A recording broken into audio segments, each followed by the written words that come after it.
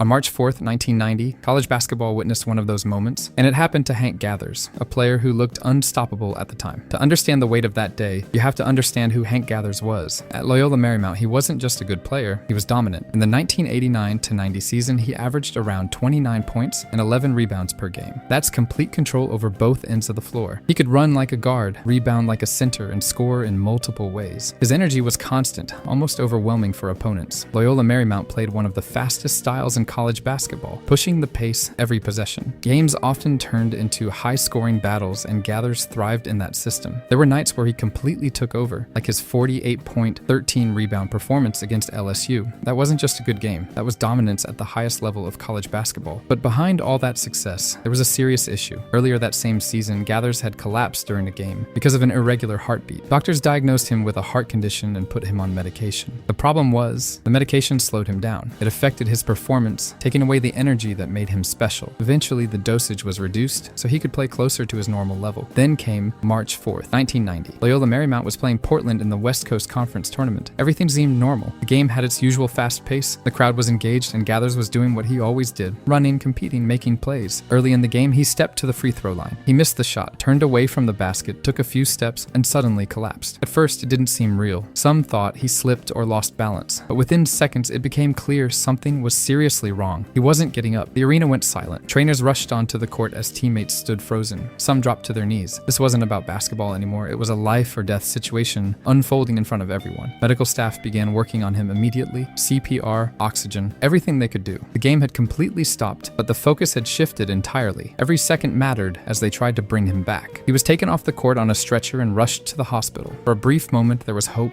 People waited, prayed, and hoped for good news. But later that day, Hank Gathers was pronounced dead. He was only 23 years old. The cause was linked to his heart condition, the same issue that had caused his earlier collapse. It was something known, something monitored, but no one expected it to end like this. Not in the middle of a game, not in front of thousands of people. The impact of his death was immediate and deep. The basketball world was shaken. Players, coaches, and fans all felt it. Because this wasn't just losing a talented player. It was the suddenness, the way it happened, that made it so hard to process. What followed made the story even more powerful. Just days later, Loyola Marymount returned to play in the NCAA tournament. They didn't just show up, they played with emotion, with purpose, carrying something far bigger than the game itself. One of the most unforgettable moments came when his teammate Bo Kimble stepped to the free throw line. Kimble was right-handed, but he chose to shoot left-handed in tribute to Gathers, who was left-handed. It was a simple gesture, but it carried deep meaning. The shot went in and the moment became iconic. The team went on an incredible run, reaching the Elite Eight. Every game felt emotional, every play carried the memory of Gathers. It was as if his presence was still on the court with them. His death also changed how sports approached health. Heart conditions in athletes began to be taken more seriously. Medical screenings improved and awareness increased because everyone realized this wasn't something rare or distant. It could happen to anyone, even today. That moment is remembered, not because of highlights or stats, but because of how real and sudden it was. Hank Gathers wasn't just a great player, he was on the verge of something bigger. Many believed he had a future in the NBA, maybe even as a star, but we never got to see it. And that's what makes it truly tragic. Not just how his life ended, but everything that was lost. When you watch his games, you see the energy, the strength, the hunger. You see a player who was still rising. Sports often feel larger than life, but moments like this remind you that they're not. They're human. Hank Gathers stepped onto the court that day to do what he loved, just like always. He gave everything he had. He just never walked off it.